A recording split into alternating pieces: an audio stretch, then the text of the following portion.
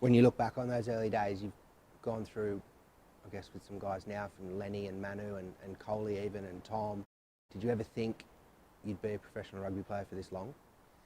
No, and again, I don't think anyone who comes through the academy really knows what's happening. You sign your next contract, which means you will be going to Oval Park 5 days a week for the next 2 years, and that's all you really think about, really. So, you know, I don't think I ever did think I'd be doing this as a job at sort of 15, 16, 17, and then you just sort of take it as it comes. And I think it'll be, you know, once I am on the other side of the world, looking back at everything I've done and what the club has done while I've been here, I probably will think, yeah, brilliant, and what a great time that was, and it's probably made me the man I am today, yeah.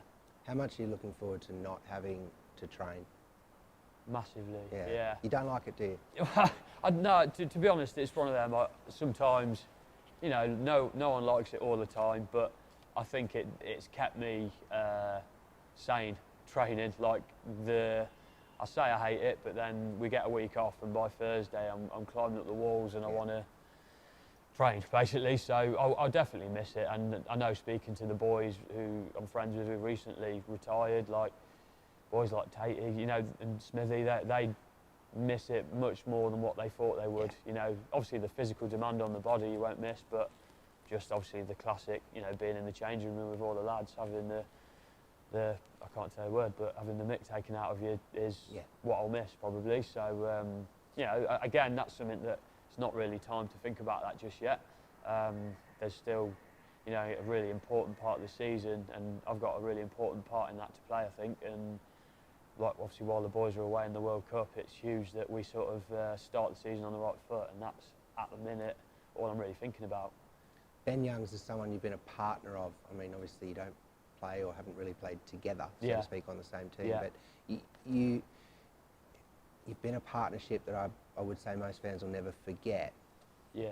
Tom Youngs has spoken a little bit since you announced it, that what you've given up to stay and be a partner and be a part of it with Ben. Yeah. Was it ever a reality that you would go away from Tigers?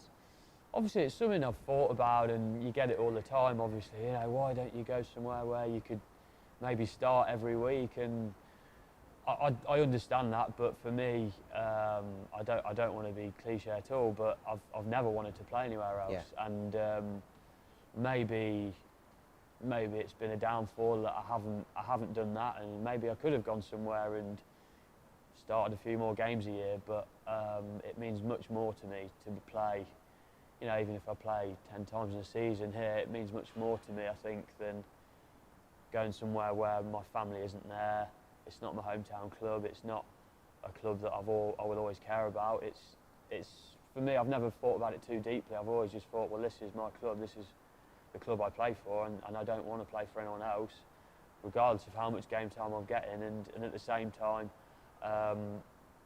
I've really enjoyed sort of playing behind Youngsy in a weird sort of way, because I've always got something to aim to. I've always got someone who, let's be honest, is probably one of the best nines that probably go down of all time. So I've always had that. I get on incredibly well with him as well, and I've never really had much reason to leave. So I would have if I did have. I've always been happy here. I've loved all my time here, and whether that's holding the tackle bag for the lads who are starting or starting myself, I've enjoyed every week. You've captained the team, you've won premierships. The early days were really, really successful. The latter ones obviously haven't been as much. Is there a moment that stands out as the best moment from your time?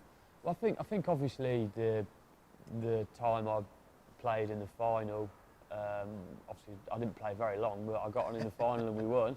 So that's the facts. So you've got the photo of you with the trophy and the beer. Yeah, Canistella, yeah, my old ways. But yeah, that's the standout one, I think. Obviously, that's sort of when it got to 18, I was like, wow, imagine winning that. And I remember 2008 final, I was 24th man. I did the warm-up, and then I had to get on a plane to go to Argentina with England under-18s, and the boys won. So I didn't get a medal that year, and I remember thinking, like, I really want to get a medal just before I die. And you know, a few years later we did. So that that was great, and at that time I didn't realise how special it was, and you know, that's a long time ago now really. So I think the main thing that everyone wants is obviously for us to get back there, and I know that there's probably people who will say that I might be leaving at a bad time for the club, but I don't really see it that way. I think my position especially, we've got ridiculous strength there, and you know, I'm struggling to get in the team at the minute, and we've not even got all our players here, so I think that probably speaks volumes for how good we are set at 9 especially. You know, we've got obviously Simo and Whitey, but then we've also got, you know, the next group of young lads, and there's another class scrum half every day I see training, and you know, I think it's probably the same in every position, to be honest, but I think it does feel like a good time for me to leave. Because of that, I feel like the club is in a fantastic place right now, where the only way is up, providing you know, all the lads playing and coaches, you know, don't sort of give up with the belief. You know, that's something we've worked on, and I think everyone now in the group believes that we can get back to where we should be, and that's certainly what I'm here to do till I leave. Do you think you took it for granted a little bit with how successful you had it early on, now that it's been tougher? Is that fair? Definitely. Yeah. I think definitely players took it for granted, because that's just human nature, isn't it?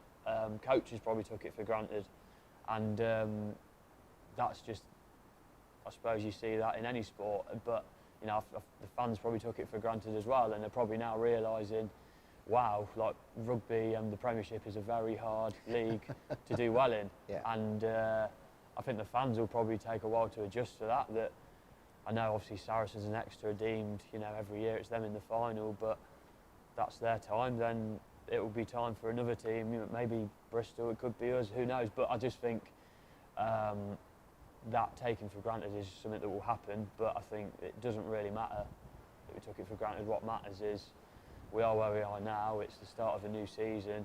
There's a very new feel about the place from my point of view, and especially in the training ground, and I just feel like there's a real buzz that will be hard to leave, but at the same time I'll be very happy to leave it in the sort of place it is. It's not a ship that's going down, it's definitely one that's on its way up. And Geordie's he's a long-time friend of yours, as well as now being a coach. Yeah.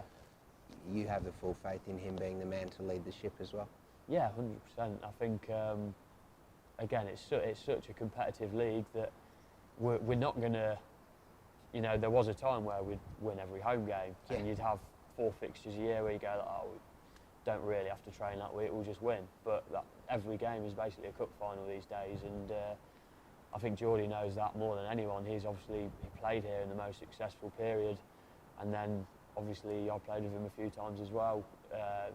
We won the league, for example, so he knows more than anyone what it takes to be successful in this league and in Europe. And I just think there's not a better man for the job really at the minute, and you know, he'll have to be patient, I imagine, as will the fans and the players, to get that. You know, to get to the top, it's hard, isn't it? And it will take years of work, but I genuinely think that with that patience and the hard work, they'll get there, and I'll be really hoping that, you know, Tigers get back to where we should be, and I've got no doubt we will. Finally, I just want to ask, when you think about when you leave and what the people who sit where you're sitting now remember you as, what do you want your legacy to be here at Leicester Tigers? I don't know really, like, that's a hard one to answer. I suppose I'll let the fans sort of decide what they want. I suppose I've just probably gone about my job quietly, maybe, I don't know.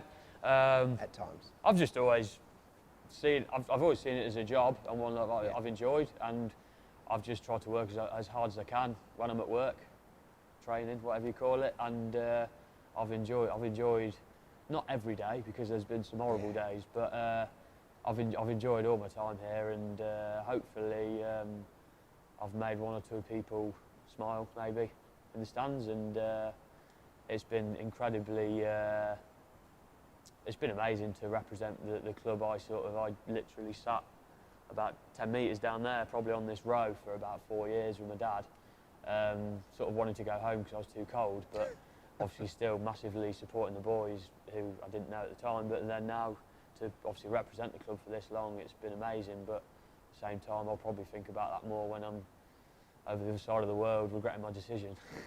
Enjoying the sun. Yeah, but enjoying the sun, yeah.